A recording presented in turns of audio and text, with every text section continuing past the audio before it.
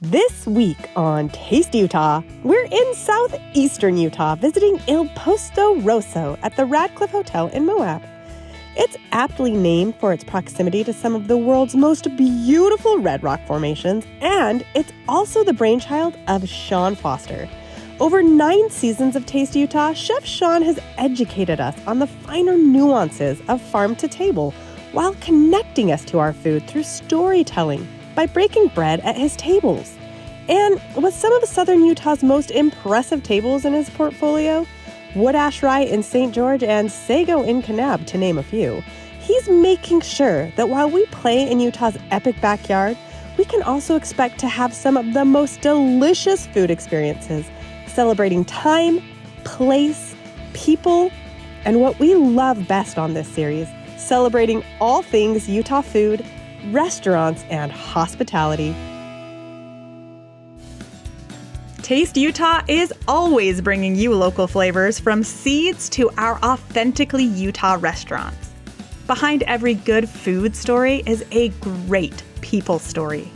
It's our farmers, artisans, chefs, restaurateurs, and hospitality professionals that make Utah a dining destination.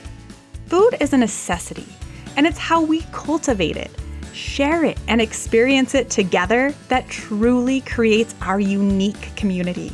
You always have a seat at this table. Are you ready to taste Utah?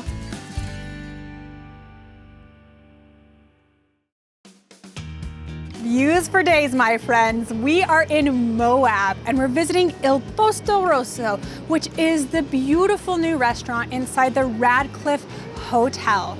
We're gonna visit with Chef Sean. We know him from Wood Ash Rye. We know him from Sago. We know that he provides us delicious farm-to-table food full of stories and really nourishing. Let's go.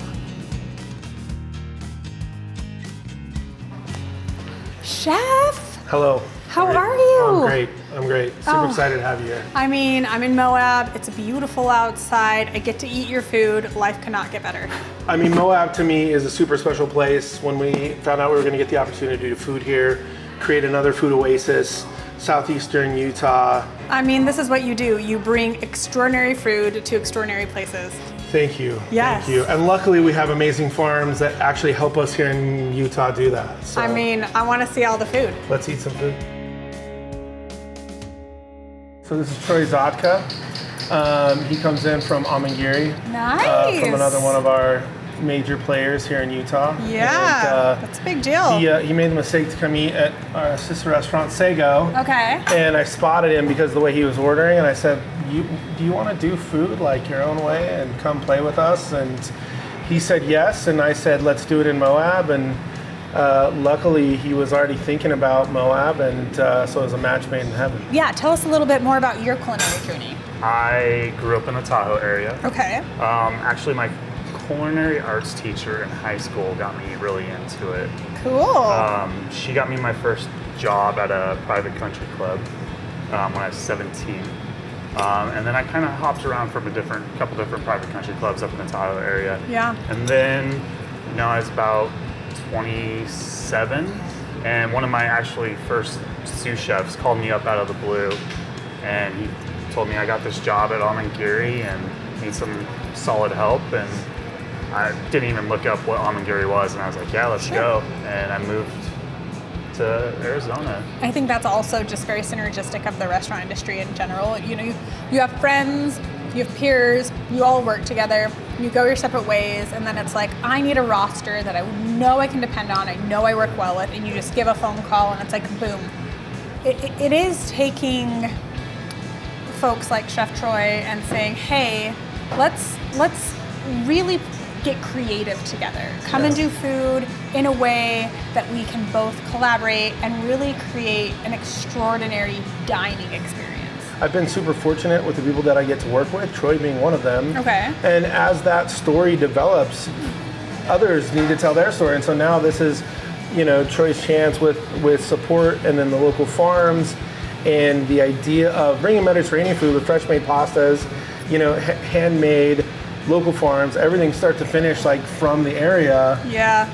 And presenting it with that style, simplistic, delicious, rustic, rustic. Yeah, so it feels good, and then the focus becomes like the enjoyment of that dining experience. So the food hits, it kind of goes into the background, and then it's about the people that are there and them starting to tell their own story. Mediterranean is... We're talking Morocco, that whole area Jerusalem, of the world. Italy, Portugal, Spain. You've got the Amalfi Coast of Italy, Yeah. the Adriatic Sea, which Yeah. then has all of the Middle Eastern influence. You also have Greece. Yeah. Then you have sort of the Northern Africa, like Right. Morocco, Right. and then you have Spain, the Minorca kind of area, Yeah. and then into Italy. Right. And even the other side, where Yeah. the Mediterranean Sea is. And really, this is all of those, and why so many restaurants that still come out today are serving those ingredients. It's so special. It gives you such a wide variety to play Yeah, with. it's cheating, Yeah. a little bit. It's cheating in the best way, because then you have like fresh pasta, and it looks like that's almost like a prosciutto and maloney kind of like take on an Italian classic. Right. But then just these beautiful skewers of meat, which is Right. that's So what's really, really cool too is Yeah. that in our partnership, my partner actually produces and raises the beef and pork that we use here. So awesome. start to finish, those proteins are taken care of by us. We're the only ones that use them. They might know where extend they're to some of the coming other from. restaurants, but we know exactly how they're fed, loved, Yeah. taken care of, and then what it takes to get them here. So It's extraordinary. We use Mangalitsa pork, which is the breed that we use on the pork side, and then also a Wagyu, American genetic Wagyu. Yeah, it actually blew me away. One of my biggest things was I wanted to go farm to fork as much as possible. Love And, I asked Chef Sean one day, I walked up to him and I was like, hey, if there's some farms that we can actually talk to and bring in, like, are you okay with that? He said, absolutely. Yeah. And so I actually reached out to our local co-op and got a list of all the local farms, and it was actually like massive. Yeah. We want to know the story of the people and the food, how, who's producing it, how it gets here, why it's here. And when we had that opportunity and got to actually go out and start meeting them, like, it is an amazing community. It's super, super tight knit. And you get here and you like start to talk to farms, and then all of a sudden someone goes, well, yeah, but didn't you know like there's a youth coalition garden? And you're like, wait, what is that? Like, we don't have one of those in southern Utah that I know of, the other half of the state. And so like literally they're teaching kids how to grow not just the food itself, but also commercially. Like, they're packaging, presenting, putting it together for other people to use, which is a real trade that is unfortunately not seen very often anymore. And the more that we can have of that, wherever these kids end up going, is going to really like bless that community. So, Oh, that's wonderful. So tell us the dishes we have in front of us. I couldn't even help myself. I know this is Let's do gnocchi. it, I so. had to put like a spoon in it. So We'll start there, Okay. actually. That's our potato gnocchi. It It's just so went on the good. menu. Oh, it's so good, Chef. Yeah, so we do a corn crema. We take the corn off the cob, actually, and then slow cook the cream with that corn cob to kind of soak up that flavor. Gorgeous. The sweet peppers are coming from one of our local farms. The corn's coming from a local farm. And then we actually use cheese from Caputo's up in Salt Lake. Love that. So that's their cave root tartufo. Oh, just a little bit of truffle in there. Yes, ma'am. And then our other pasta dish. Fresh made, I can just tell. Our hand-rolled pappardelle pasta noodles. House-made sausage from the Mangalitsa pork as well. Okay, wonderful. Yeah, mushrooms grown out of Ogden, Utah. Okay, up at In Around Gourmet. Yes, ma'am. You know we know them. You know we feature them. They're awesome. And then what's the cheese over the top? Manchego cheese. We actually get that imported from Spain. And then talk to me about this dish. Our watermelon salad. So Okay. we're getting the watermelon out of Green River. Because why wouldn't you? There's that's where we are. so many great melon farms. That's what they're known for. Yeah. So we do a nice full-fat Greek yogurt on the bottom, and arugula grown by one of the local farms as well. Oh, love that. Fresh onions, and then crispy speck Yeah. out of Caputo's as well. Oh, So yeah. Speck is like this beautiful Italian cured ham. It's phenomenal. it's next level. If you like Yeah. prosciutto, don't try speck. And then is that pork belly? Maybe that is not. Ah. our Mangalitsa pork belly. Spotted it. I had some fun with this dish. We actually did a cornbread French toast, bunch of fresh herbs in there, a red wine reduction. So it's like a savory Savory, dinner sweet, French toast. yeah. Oh, yeah. Get out of town. That sounds amazing. Yeah.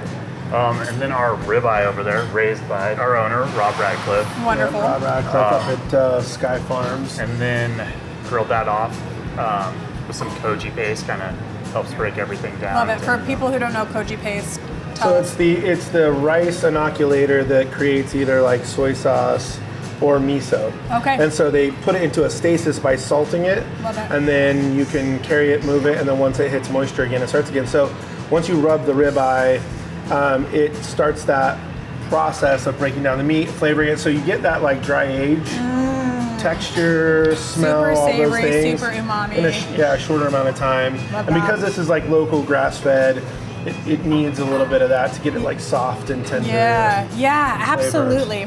Yeah. And then like almost like a bruschetta. It's known as panda cristal over in Europe. Yeah, right? angel bread or pan de cristal. It's from Spain. Okay. So angel it's bread. a very particular bread, which when you get it, seems like it's going to be one of those like Captain Crunch moments where you peel the roof of your mouth off. Okay. But it is super light, airy. It is crunchy, and then we just take fresh heirloom tomatoes, grate them over it with a little bit of garlic, olive oil, and sea salt. Oh my gosh, I love it. Super simple. We change the pork and beef every night. Oh, you do? yeah, So it's Wow. farm to fork. So we Yeah. get that whole animal. Yeah. And bring it in, and then we just use that animal until it's gone. So we start at the tip, work to the tail. Every part gets used and featured here, like in its like best performance. And through that process, we kind of get to tell that story and bring that, because in other places in the world, that's how you eat. So we really try and work hard to make sure that we're supporting that entire process. You know, it's interesting because it is hard work, but in such a fruitful way. The idea that you can be sustainable with the food that you eat is so essential. And that's one of the cool things about supporting local farmers and local ranchers and, Right. and truly understanding how to... Go buy a half a beef. Yeah, exactly. And have an experience. When you get that package, you're like, I don't know, I've never cooked a flank before. Like, Yeah. what does that look like? How Totally, or should I put all do the it? bones in a stock pot, and Yeah. then suddenly you're making your own Yeah. amazing, pot in the back. I It's mean, every very kitchen, romantic. right? You're in the Radcliffe Hotel, Exactly. which is this beautiful new space Yeah. just on Main Street in Yep. Moab. The restaurant is literally just sort of off of the lobby. Yeah, absolutely. We basically share the lobby space. Yeah, which is so nice, but people who aren't staying here can also come and enjoy. Yes, yeah, it's open to the public. Everyone's welcome. And then talk to us about the beverages on the table. We have a great wine selection. Always trying to play that game Yeah. of how to get the good stuff in Utah. And then again, we come down to the cocktails using a lot of local spirits because Nice. Utah has really turned it on.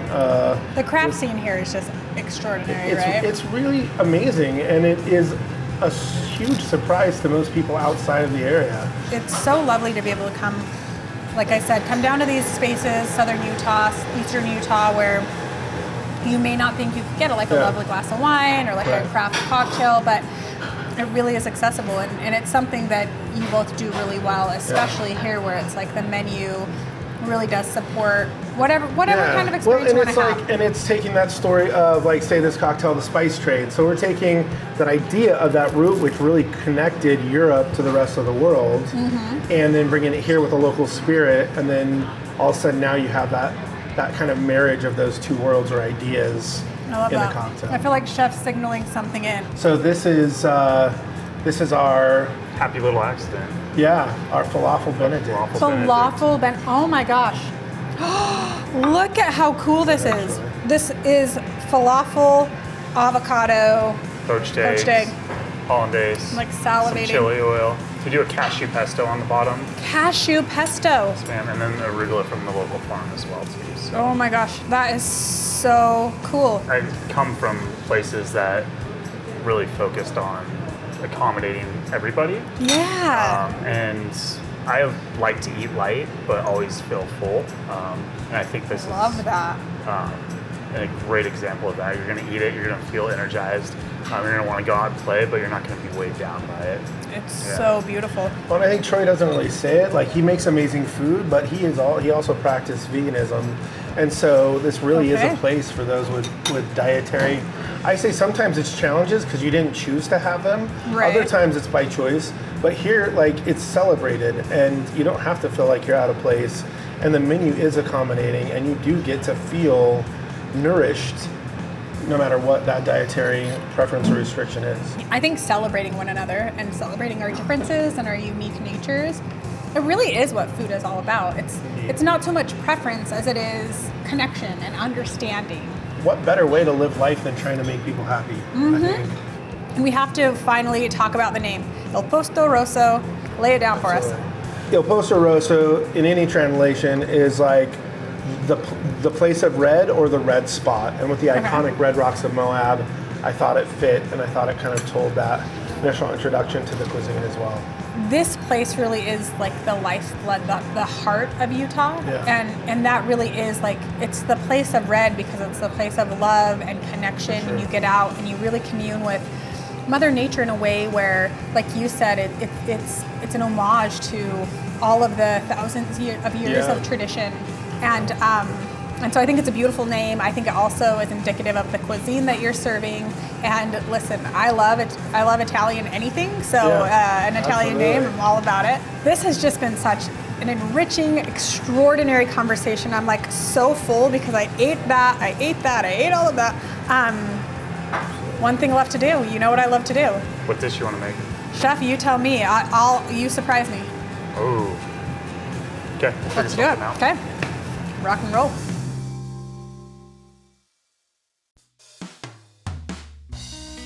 All right, Chef, I'm so excited. What are you making for me? Brown butter scallops. Brown butter scallops. Yes, ma'am. Scallops in Moab. Yep. Are you getting like diver scallops here? Or tell me.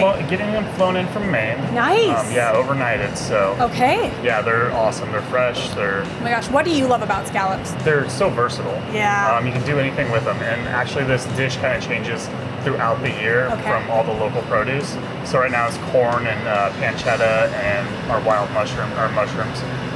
And then during the spring we're doing peas and just kind of always I love it. So changes. Always scallops, accoutrement, always going to be seasonal. Yes, ma'am. Oh, so cool. Okay, awesome. Let's rock and roll. Sweet.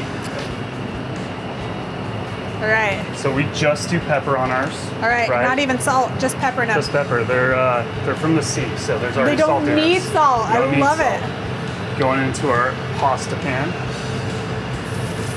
And they just start singing right away. That's when you know you've got temps right. The smell is so good. That's also indicative of very fresh scallops. Then in our other pan, we're going to start our corn. Okay. Over here. And this is the same corn that's on the gnocchi? Yes, ma'am. Love it. So garlic and shallots. Love it. Corn. You're cobbing it and then you're roasting it, is that right? So we do a light roast on our grill. Okay. Then we let it cool down. Okay. Then we remove it off the top. Love it. Get a little bit more flavor in there. Yeah, and I love that the corn has an exclamation point on it because I feel the same way. Corn! Corn. So we're looking for that caramelization. Oh, nice. It's getting there, but yeah, absolutely. Not yet. We're gonna. Now, why are you cooking it in that kind of a pan that's rounded like that? So we're gonna put a bunch of butter in there. Oh, okay. And then we're gonna start basting. All right. Yeah. So you're actually gonna baste the scallops. Yes, ma'am. Love that. What do you love about cooking? Honestly, I love when we make the guest night like that. We're the highlight of the experience. Oh. They went to Candylands, they went to Arches, but they come in and the food just blows them away. That's all they can talk about. All right. Lots of handful of butter. So we're gonna turn that down, kind of let it finish. We've got some lovely. Are those lion's mane? Yeah, I was gonna say. And oysters. Okay, lion's mane and oysters, and those are from Intermountain Gourmet. Those are from Intermountain Gourmet. We love Adam up there. Adam's awesome.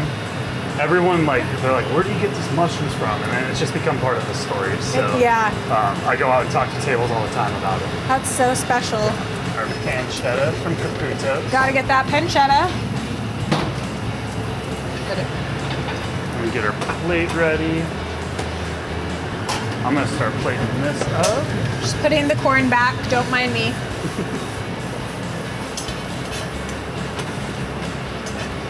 How do you choose a plate? How do you like to plate a dish like this, Chef? That's a great question. Actually, before I even know exactly what I'm gonna do, I start looking at the ingredients, and I mean, obviously, nice long plate for a bed of scallops. Yes. But yeah, then just you have all those veggies right there. I love it. Meat. So now that butter's starting to brown. And brown butter, it just brings this nuttiness, this almost like permeates, opens the umami of the scallop, I feel like. Oh, it smells so good.